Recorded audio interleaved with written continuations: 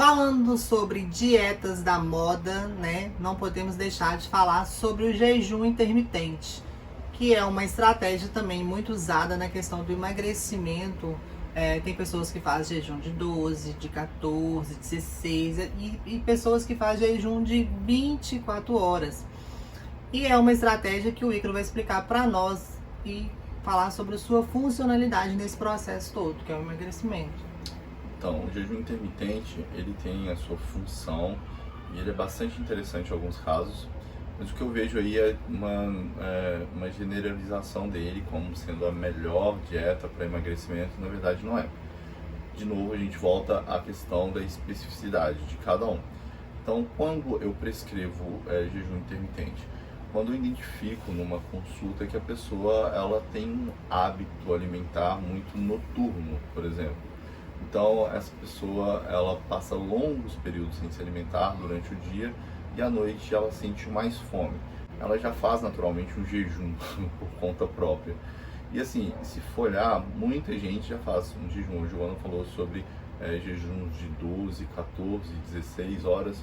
Então não é difícil fazer um jejum de 12 horas. Por exemplo, uma pessoa que faz a sua última refeição às 7 horas da noite do dia anterior e volta a comer novamente só às 7 horas da manhã, o café da manhã, ela fez um jejum já de 12 horas. E nem sabe que está fazendo um jejum intermitente. Né? Agora, assim, não é somente ficar sem comer e ela está fazendo um jejum intermitente. Não.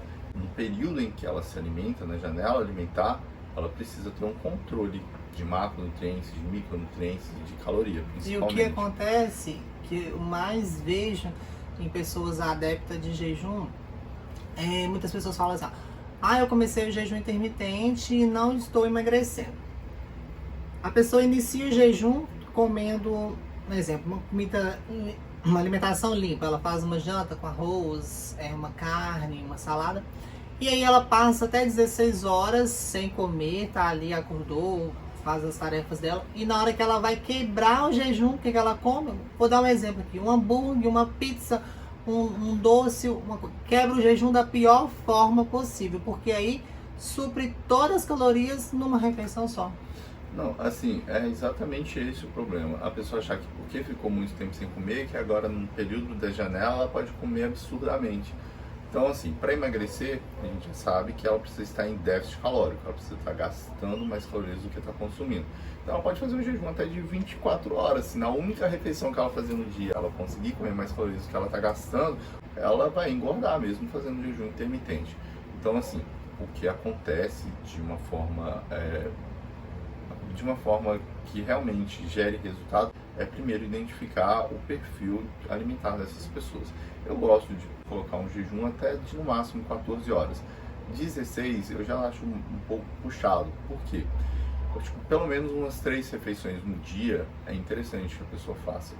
O ideal seriam 6 refeições. Mas, não tenho apetite para estudo, não tenho tempo para estudo, eu só vou me alimentar 3 vezes na semana. 3 vezes no dia. E que essas 3 vezes no dia a gente consiga fazer a divisão de carboidrato, proteína e gordura de uma forma equilibrada.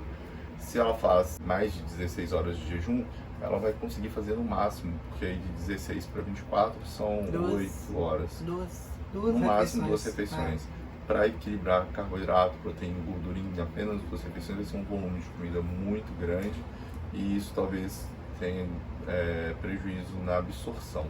Quando eu falei que a pessoa quebra o jejum da pior forma, eu não estou falando que o alimento, a pizza, o hambúrguer, é o alimento ruim. Não. Eu estou falando que a pessoa quebrou com grandes calorias. Não mesmo, esses alimentos não são ruins, são muito gostosos. Uma delícia, Mas é justamente aí que está o problema. Muita caloria, né? Devia ser caloria da água. Quando a gente está falando de controle alimentar, fica difícil prescrever pizza, hambúrguer, sorvete, porque em cada lugar tem uma preparação diferente. Quantidade Um pedaço diferente. da pizza numa pizzaria é de um tamanho, no outro é de outro tamanho. O sorvete é mais doce num lugar do que em outro. O hambúrguer tem mais gordura em um do que em outro. Então, assim, não dá para separar as calorias provenientes de carboidrato, proteína e gordura. E muitas vezes poucas quantidades de alimentos aí, igual a Joana mesmo falou, tem uma alta densidade calórica e isso também vai fazer com que a pessoa tenha mais predisposição para engordar.